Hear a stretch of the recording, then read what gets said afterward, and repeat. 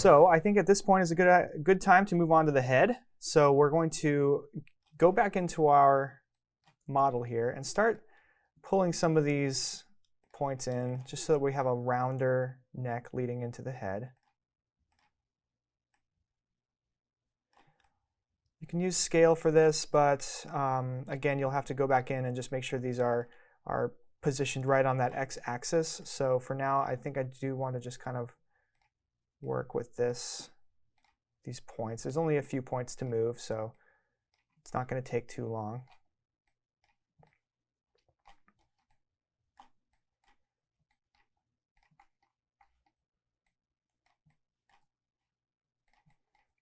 Okay. And what we're going to do is we're going to grab a sphere, I believe, and we'll attach that sphere to the bottom, doing a similar technique to the stitch and sew that we just did. I'm trying to think whether I actually want this neck to move forward or not. I don't think I do, so I'm going to have it just going straight up like it is here. But instead what I'll do is I'll move this this reference over a little bit to compensate. All right, so let's go ahead and do it. Let's grab a sphere. I'm going to move this up. Way too big. Characters need to have tiny heads. That's just the rule, right? Actually, it's not, but it's a little bit of a trope right now. So, okay, so now we have this sphere. Is this the right kind of sphere? Well, we have a lot of options, right? We've got a standard sphere, a tetrahedron sphere. These are fun if you're just kind of doing really simple characters, and if you want to, for instance, right now, I can make it editable by pressing C, go to my face mode, and just start to like shape this around. If you wanted to do some really interesting, weird shapes on your character heads, you could just do something like this and just mess around with it until you really have something odd. But that's not what we're going to do. We're just going to back all that up. In fact, I'll just make a new one. Okay. I've shaped many a head with a tetrahedron sphere.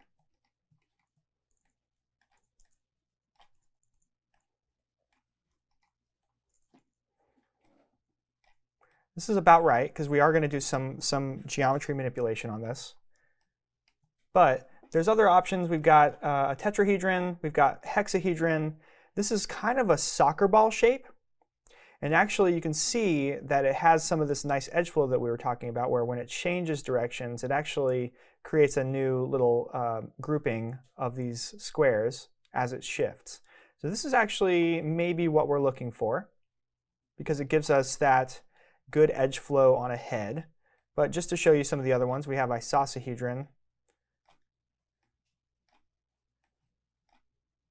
Looks very similar to tetrahedron, but it's going in a different direction and possibly a little bit more of these. So interesting edge flows.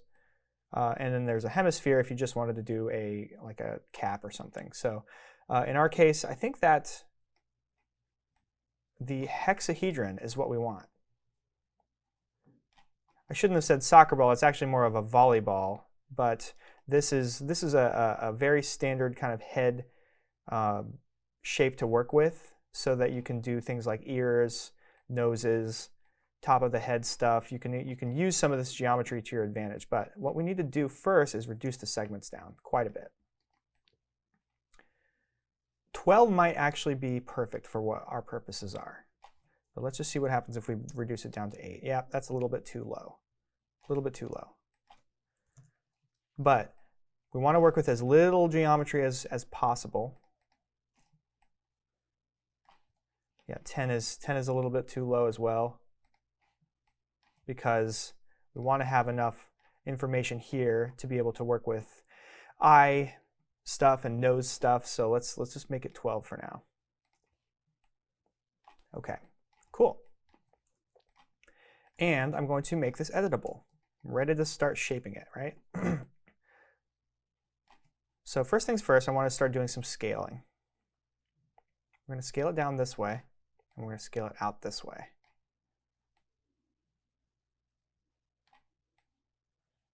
Okay. So that's kind of working for me.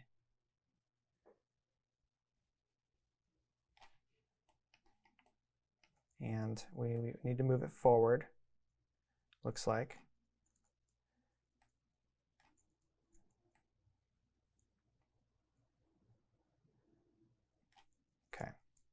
Okay, so we've lined it up so that the head will kind of connect to the neck right around here. And we can do a whole lot of stuff with our sculpting tool here in just a minute. But for now, let's just connect the head to the neck. And we are going to have to subdivide this once in order to get enough edge loops here.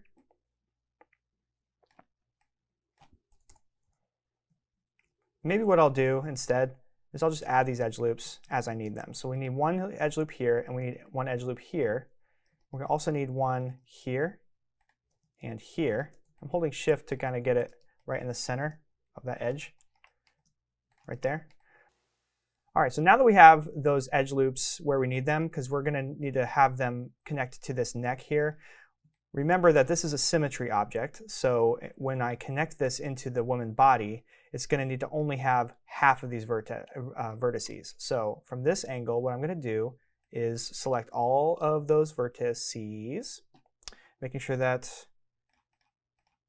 only select visible elements is off. Delete half of the face, and then we're going to connect this into that symmetry object into the woman's body. So let's connect these together like what we've done before a few times. Connect objects. I'm not deleting, I'm just connecting those objects. And I'm dragging that original stuff in there, and then we'll call this one woman body. So now we have this ready to connect. We'll try a stitch and sew at this point. If we do our edge loop, making sure we select boundary loop, okay, that's not going to work because it will try to select the entire loop all the way down the body. So let's just grab those few edges using our path selection. We'll do it here as well.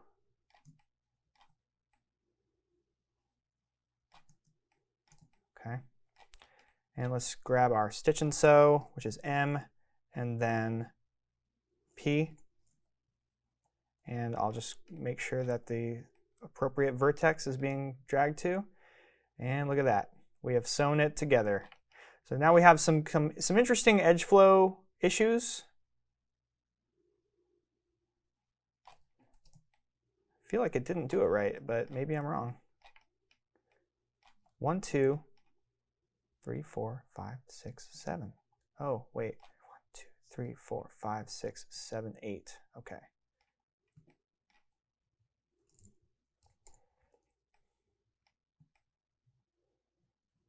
Okay.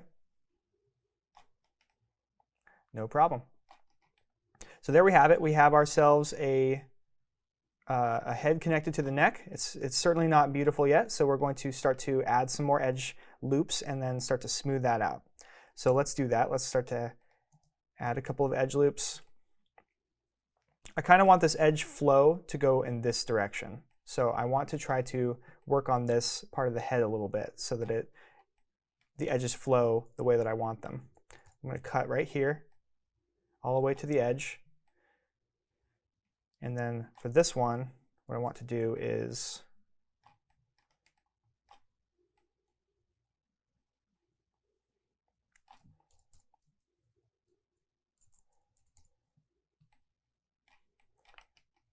cut from here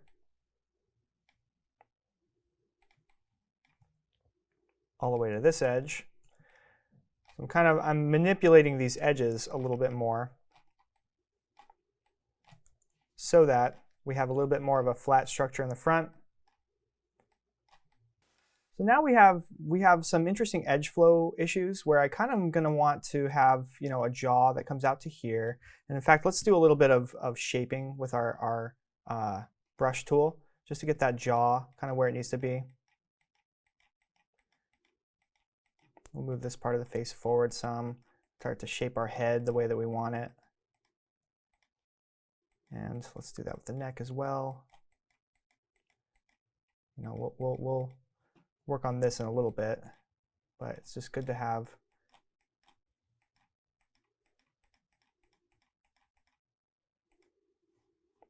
a head in the shape that you want it before you start kind of working on edge flow issues.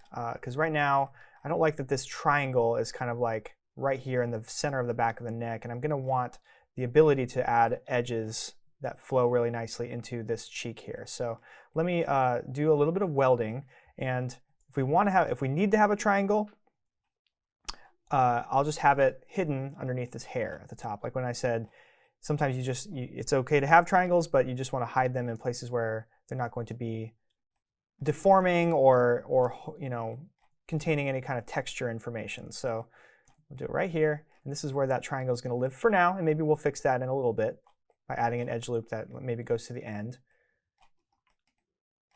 Okay. And then we've got this big, huge polygon here. I think what I want to do is a little bit of smoothing just to see what will happen if I start to smooth a little bit of this out. Make sure nothing's selected.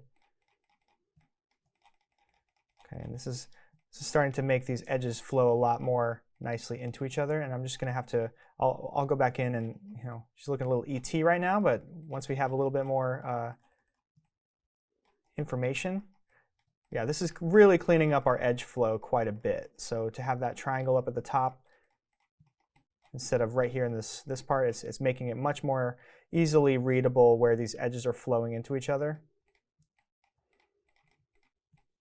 Okay. And I don't want to lose the definition right here of where this head meets the neck. So I'm going to bring that back right there. And I'm going to grab this loop here to make sure that nothing gets off the center of that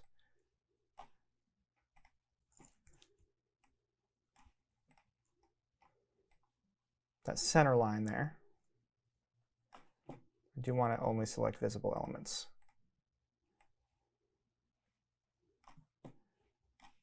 Okay.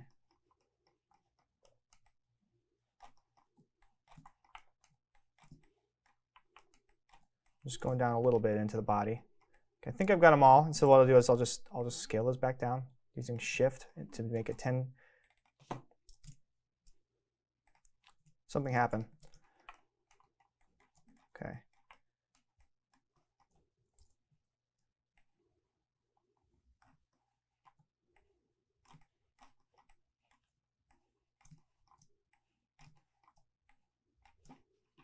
Weirdly, this is at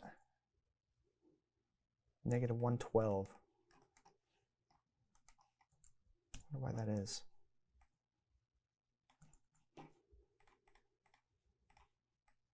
World.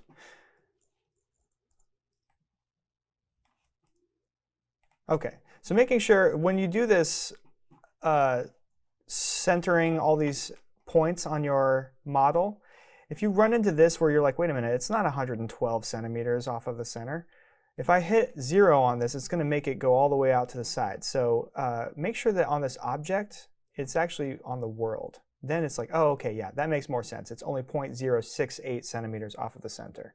That's what happened just now. I tried to center it, and then I realized, oh, it's on object axis mode. So making sure this is on world, you can hit apply, and then it will. Well, it looked like it didn't quite do it. So maybe if I do 0 and enter, there we go. It brought it back to the center, and now we have a perfectly symmetrical model. Okay, so now we can do things like adding edge loops where we want them. It looks like it's still kind of curling, which is not really what I want. I want this edge. So maybe what I'll do is I'll just add my own edge by hitting the knife. Just cutting. Looks like I'm going to run into a triangle right here, so we'll figure that out in a second.